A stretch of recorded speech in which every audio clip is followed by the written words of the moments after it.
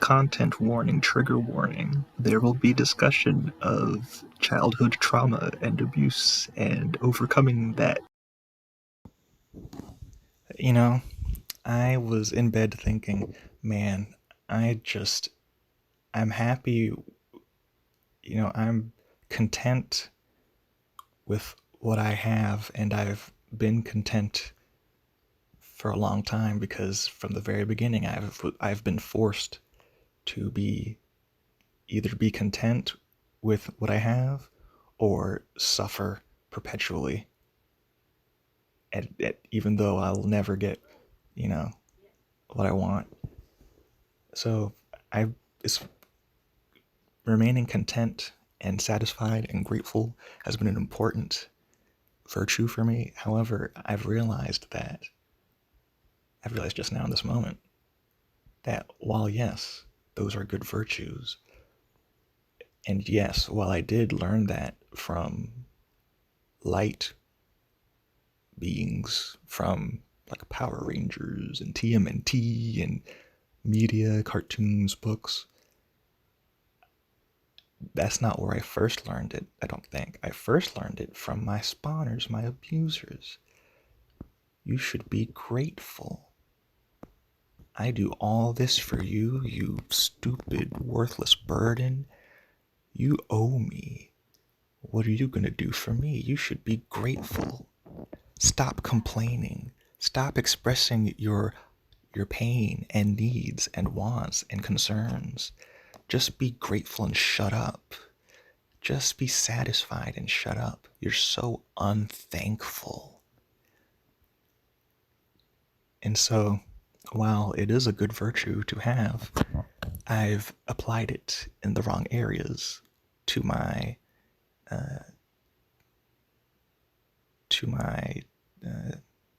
destruction.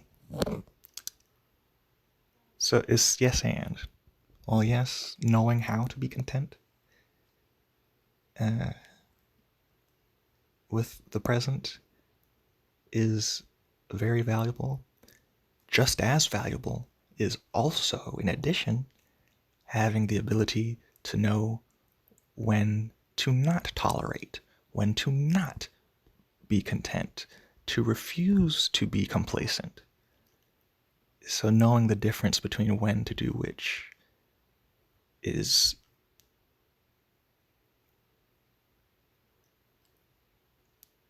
the real goal, and more helpful and less ambiguous. Intolerance is good situationally. Tolerance is good situationally. It depends on the situation. And I get that now. So I've had a lifetime's worth of contentment practice.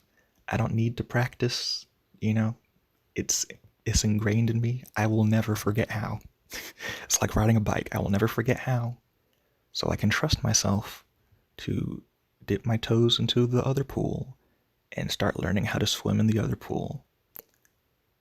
I can trust myself. I will not forget. I may lose the habit, but I will not forget.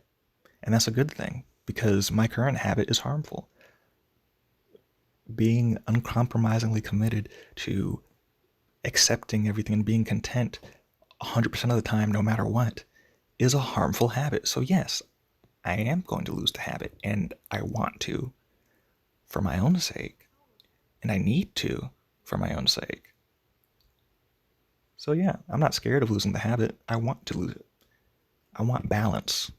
And I thought that I was maintaining balance by being so disciplined, but discipline without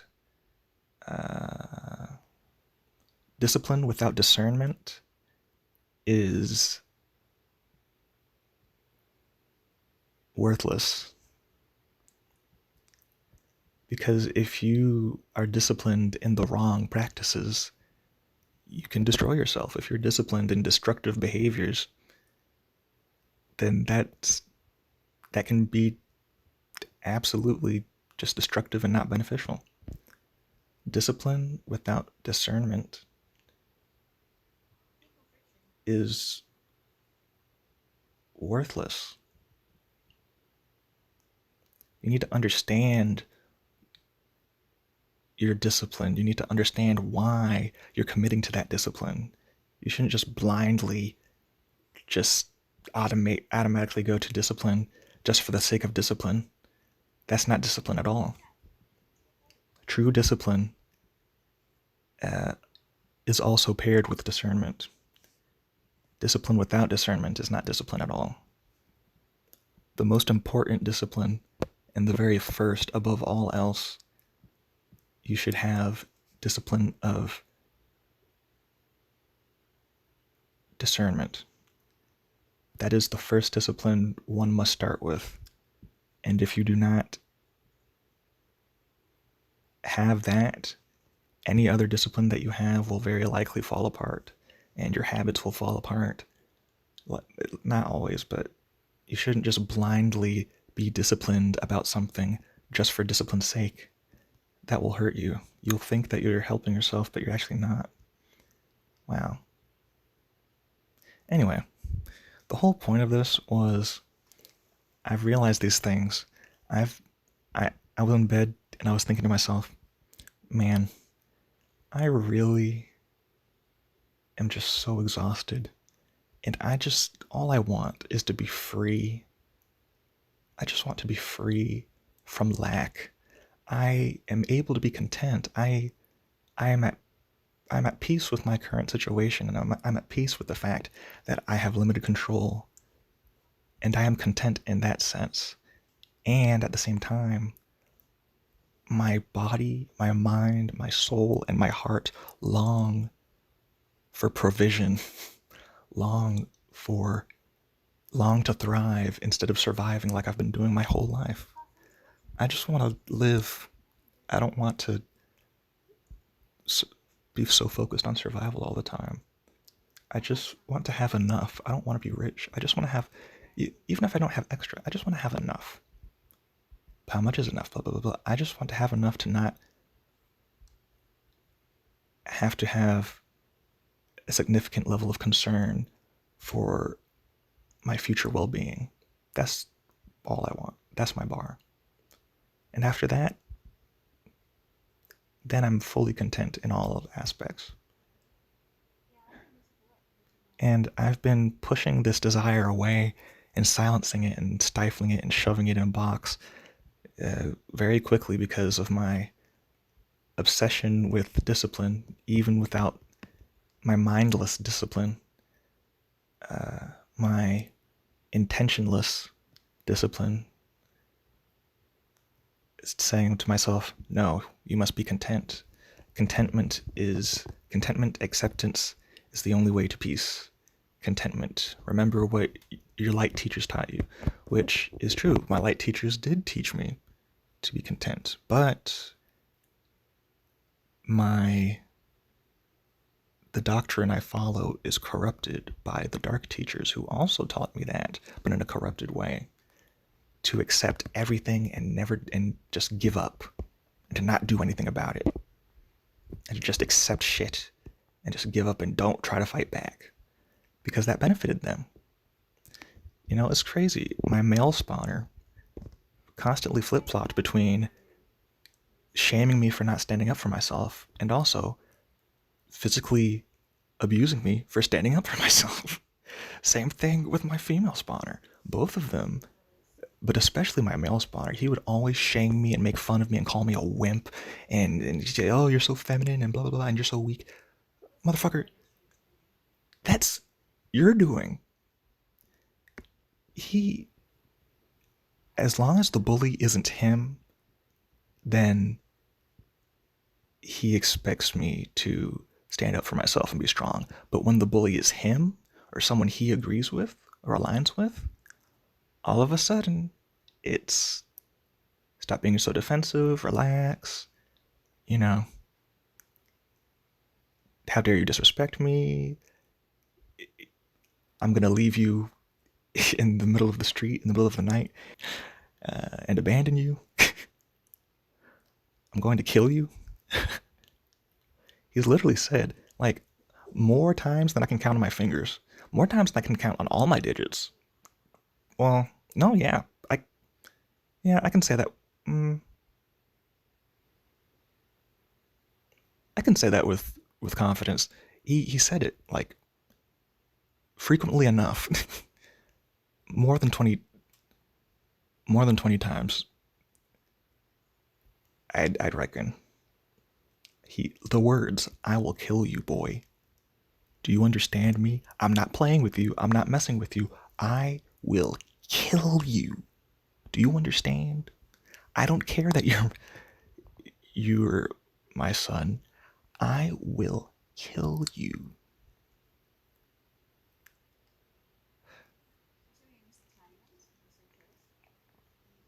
And he really wasn't playing around. It's so difficult. It's a Jekyll and Hyde thing, and it's so difficult to parse reality, especially as a fucking 7-year-old. But no, I thought he was just angry, and it wasn't him, and it was the mental health, or it was the alcohol, which is partially true, but he said it when he was sober. So it's partially one and partially the other. And he's proven it. He almost did. And he did kill me in spirit, but I've resurrected twice. He wasn't playing. He hates me. He loves me and he hates me. Or he thinks he loves me. He loves me and he hates me, but 95% is hate and 5% is love. So practically, he hates me. In practice, he hates me. And that's what kept me trapped and confused. Because I've looked at the 5% and deemed it 100% proof that he loves me. But it's not black and white. It's 5% is 100% proof that he loves you 5%, and that he loves you 95, and he hates you 95%. It's both. It's not either or fallacy. It's both. And that's hard to understand, especially as an autistic person. Like I don't. I mean, I do understand, but like, it's just nonsensical to me, and it's painful. And that's why we run away from the truth. But I accept it.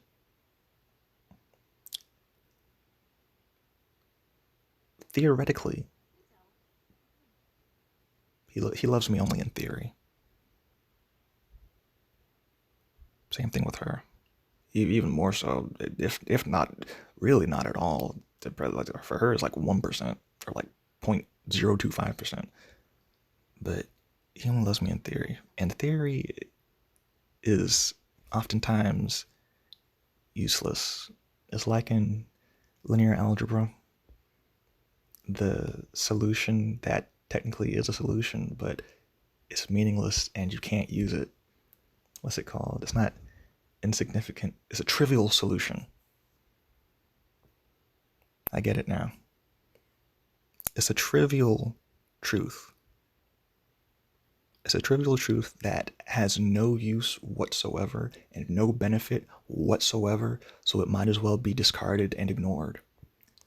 It's a trivial truth because in the grand picture, it it it does nothing. It is of no effect.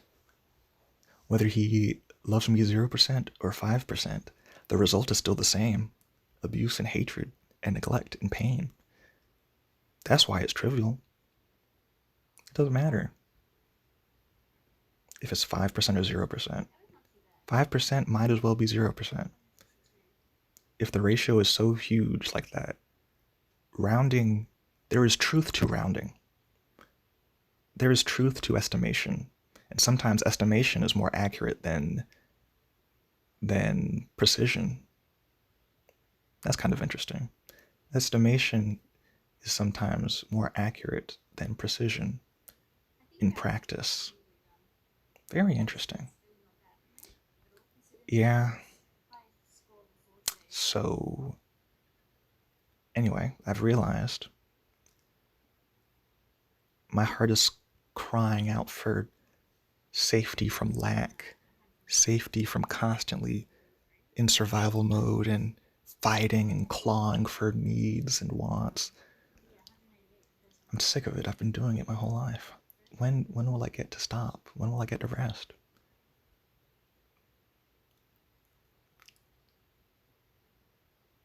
And the truth is, they tell you that college is when you'll get to rest, or high school graduating is when you'll get to rest. But while that's true for some people, it also can be not true for a lot of people and can keep people stuck. When will I be, when will I thrive? Graduate high school. Then you graduate high school. When will I thrive? I'm not thriving. I thought you said I would thrive. Oh, no. Just graduate college. And then you graduate college. And then you get there and you're like, wait, I'm not thriving. When will I thrive? You said I would thrive after high school. Then you said after college. And then they say, oh, well, no, you have to establish a career, uh, you know, work in the corporate world. And that's how you'll thrive and be fulfilled. And, you know, it's shoved down our throats so much, especially in like Western American society. We believe it. And that's how people get stuck. It's a trap. It's literally bait. And that's how they get people to give them their lives and sacrifice themselves, give themselves up as offerings to the corporate machine and to the wealthy. That's how they convince people to crucify themselves. They're given the promise of resurrection, and then once they crucify themselves, their body is left to rot. That's what it is. And I've realized that I have too many ideas, not too many. I have too many ideas in a good way. So much to the point where I will never run out of ideas. I have like 10 times the ideas that I could possibly use in my lifetime. And I realized that is what will bring me provision and thriving. Not the corporate business people, not the rich, not the wealthy, not the government, not spawners, not any other person. Thriving is manifested from within. As long as I have my mind, I am stronger than any, athlete, any strong man, any, I'm remembering now. This is what helped me to resurrect myself the first time. When I was a kid, Zelda taught me, because the Triforce of Power, Triforce of Wisdom, Triforce of Courage. And that's why I've always hated the Triforce, the power part of the Triforce. I've always had a disgust for it, and I've never quite known why, or at least I've never really given it much thought. But that's why I don't like the Triforce of Power, and I only like the Triforce of Wisdom and Courage. Because the Triforce of Power and Ganondorf, to me, represents all of my abusers, especially my male spawner, and my relatives, and my bullies in school. I remember now, because Zelda taught me that even if you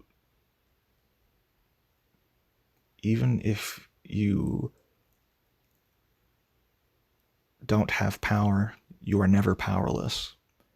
As long as you have your mind and the courage to use your mind, you will always be stronger than any villain who opposes you, any monster who opposes you. And this is proven in all of these, hero stories, not just Zelda. Even when, Ganondorf has the Triforce of Power and everything seems hopeless and he's just like, yes. Courage, though it's a lot more difficult, it's a lot more painful than just having, you know, the power at the start without working for it. Courage and wisdom can always overcome power. It's 2 against 1. If you have courage alone, you could win, but it's less likely than if you have 2. If you have wisdom, you could win, but if you don't have the courage to apply that wisdom, then it's useless to you. And if you have courage but you don't have wisdom, then it's useless to you because your courage may manifest as, you know, uh, like rashness, not rashness, but your courage is now haste and not foolish. I don't like that word. Uh, but short-sighted. You could still win with 1, but your chances are a lot less. It doesn't matter how much, physical power or monetary power any enemy has. As long as I have wisdom and my thoughts and my beliefs and my mind, which they intentionally not quenched, they put out the fire, intentionally put out the fire, and consistently made sure that my fire was put out, my fire of of heart and knowledge and thinking. Their number one goal is for people to not know how to think. And that's why they're trying to tear down the school system. And being sure to tear down my courage and make me feel small and nothing. And they know that. They know that they're weaker than I am. That's why they're so committed and scared and desperate to to to put out my fire of thought and my fire of courage. They already know. And that's what scares them most, is knowledge and courage. And that's why they hate me.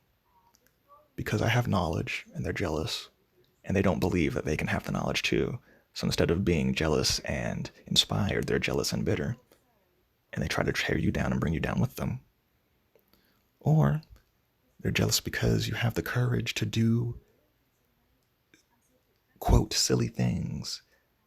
That you have the courage and bravery to do whatever you want without fear. They see that and they admire it and they're jealous of it. And because they don't believe that they can have it too, they try to take it from you. So instead of being jealous and inspired, they're jealous and bitter.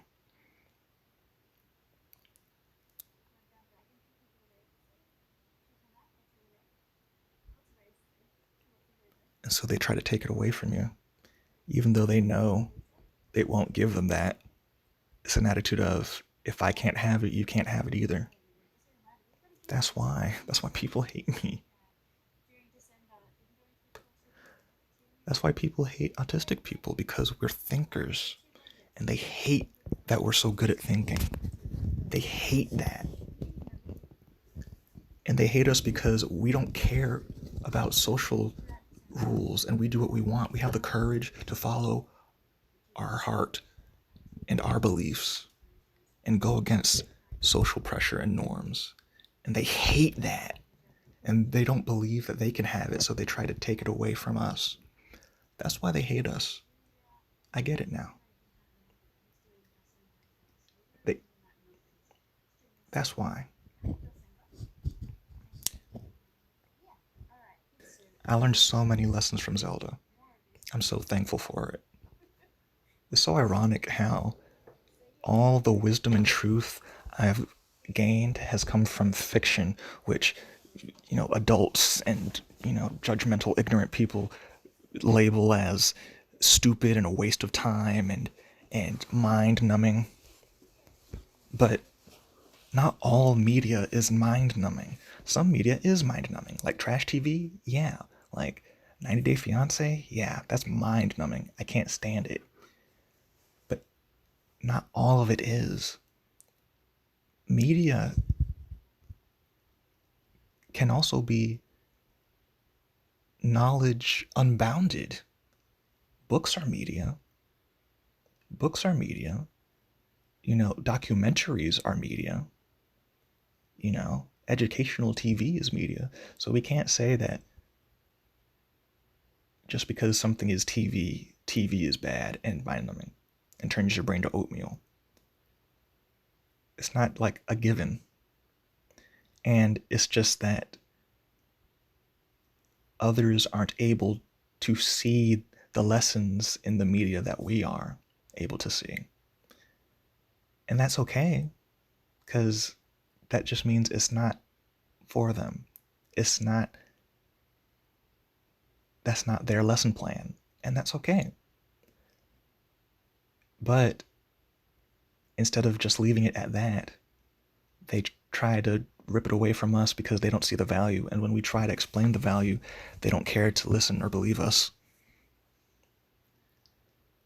Certain people, certain people's lesson plans are, school and whatever. But my school has been books and TV shows and movies and comic books and graphic novels and video games and music.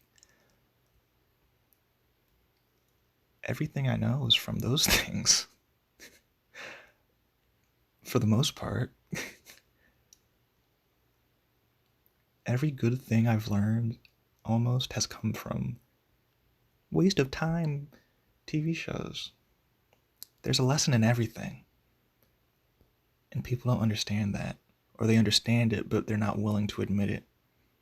And perhaps they're jealous of us because we can learn and gain the same wisdom while also having fun. But they don't know how to do that. The only way they know how is to do it through school or something. Perhaps that's another reason for some people. They're jealous that we're wizards, we're magic users. We're able to glean something out of seemingly nothing. We're able to gain wisdom out of something seemingly trivial, like a TV show, like My Little Pony. Everyone calls it cringe, but what does that really mean? It just means they don't personally like it and it's not for them. That's all cringe means. And that's fine. That's great. Cringe does not mean inherently stupid or bad. Cringe just means not for this person in particular. That's all cringe means. Cringe is not bad. In fact, cringe is good. Cringe is freedom. Bro, be cringe.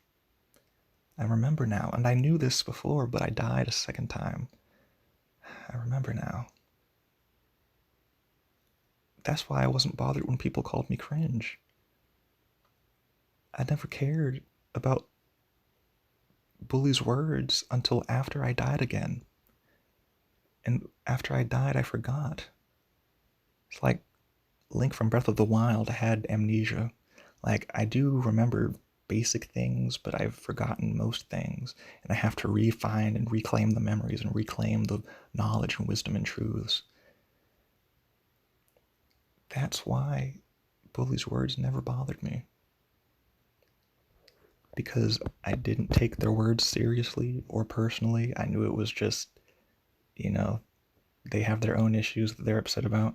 And it's really not about me, it's about them. And also, I knew that their words didn't mean anything. And that their words were literally Their words really only mean not that you're stupid and terrible and disgusting and should be wiped off the face of the earth. All their words mean is, I don't like you.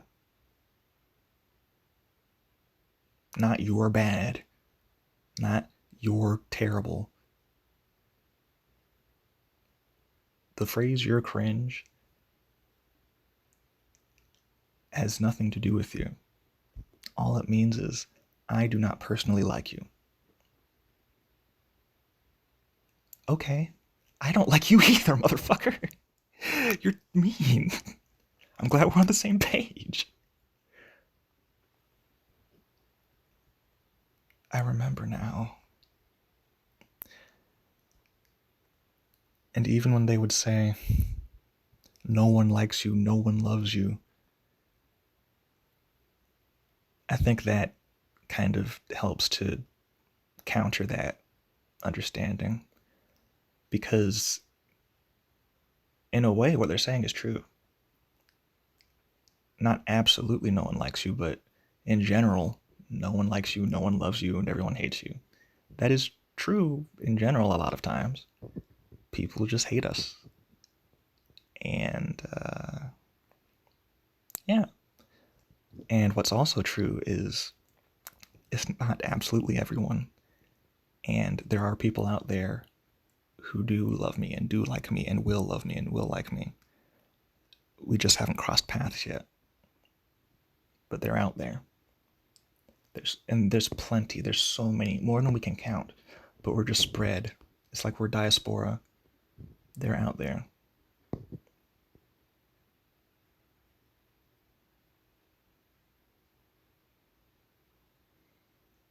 So I'm not afraid anymore. Whether I graduate college or not, I'm going to be fine. I don't need a college degree. I really don't. I have my mind again. I have my courage again. I've taken back the Triforce of wisdom and Triforce of courage. And now I'm never letting it go. After losing it twice, I'm never letting it go. Ever again. It cost me 10 years of my life. I'm never letting it go. I've found the Triforce of wisdom and I've found the Triforce of courage again. I've reawakened them.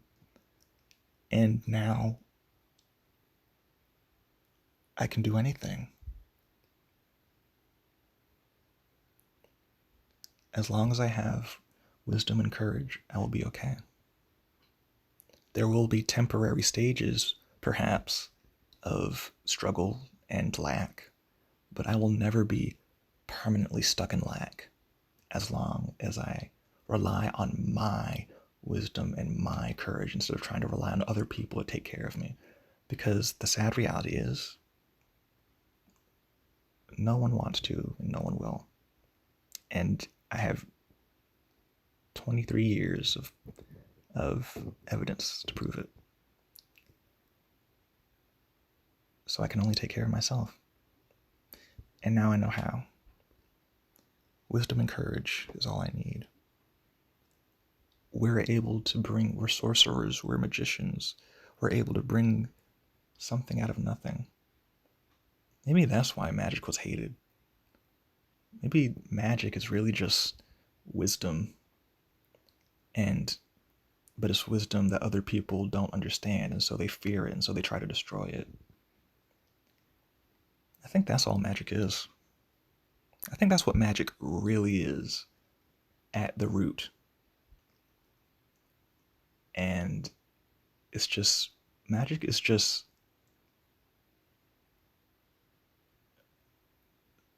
the unknown. And because people fear the unknown, they fear magic. And because people hate the unknown and want to destroy the unknown, want to make everything known, they seek to destroy magic. I need to play Final Fantasy VI, because that's relevant to this. Yeah. Video games are my school.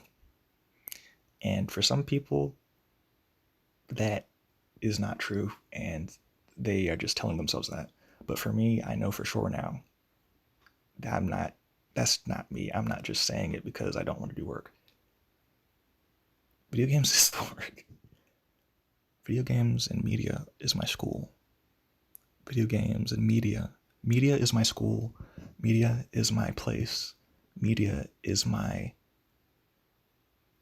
discipline. Media is my career. Media is my my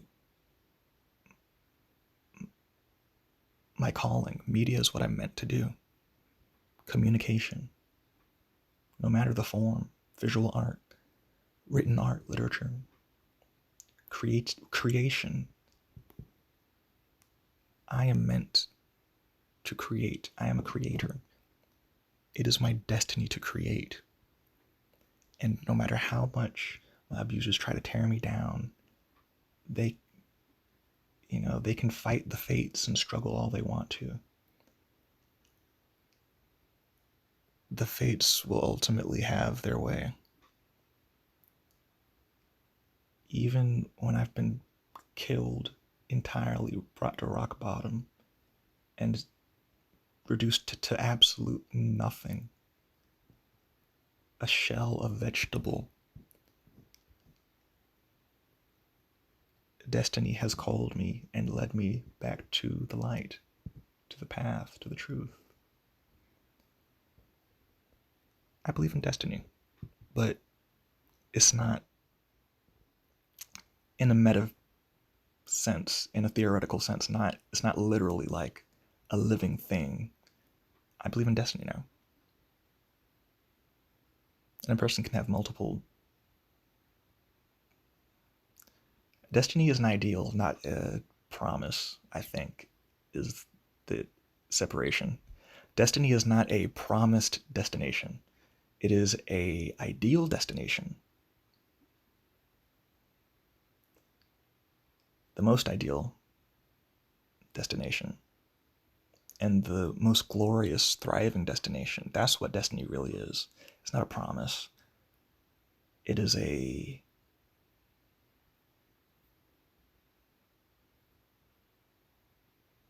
it's an offer. It's a calling. And if you follow the call, you will reach your destiny. My friends are right. I do have interesting things to say. I do have smart, clever things to say. And saying that is not being self-absorbed and know-it-all like my abusers told me. Like my spawner and my cousins, and my uncle, and they both tried to force knowledge into me while also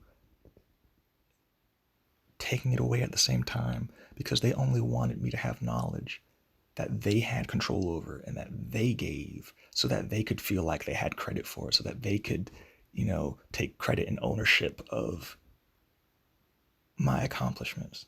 But if it's something that came from outside of them, then they sought to destroy it, because they want me to have knowledge and wisdom and great things, but only from them, so that they can feel like they have a sense of control over me.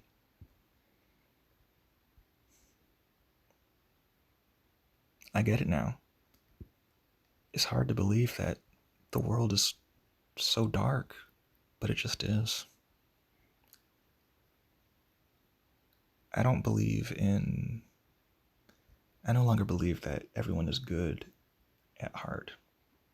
I no longer believe in the goodness of humanity. Well, I believe in the goodness. I believe in the potential goodness of humanity. But humans are not inherently good. I don't believe that anymore.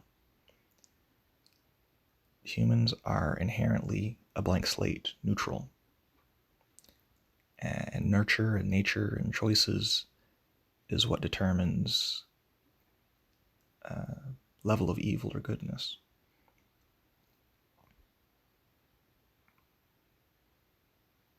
I know you're good deep down inside. That's not true. That's just not true. Deep down inside, you are. And that's the thing. You the phrasing, because you are not evil itself. That's why phrasing is important. You are not evil itself. The character you play is evil. The character you choose is evil.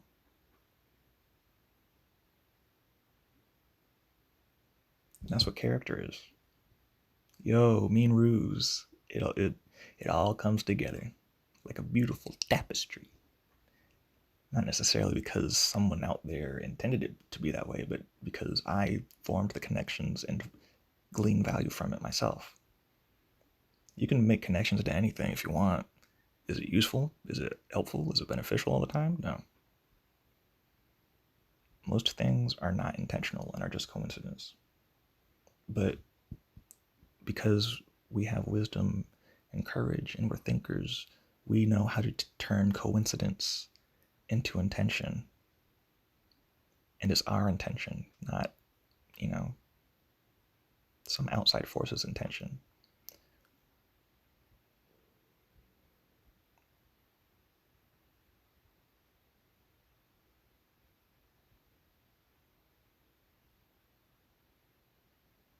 I really do need to do a podcast. I gave up so quickly because I was like, this is stupid. I'm stupid. Because it was after I had started it after my second death, and so I gave up really quickly. I do need to have a podcast. I do, because like, bro, I'm never gonna go hungry permanently. I have everything I need right here inside. As long as I have courage, wisdom, and creativity, I will be okay.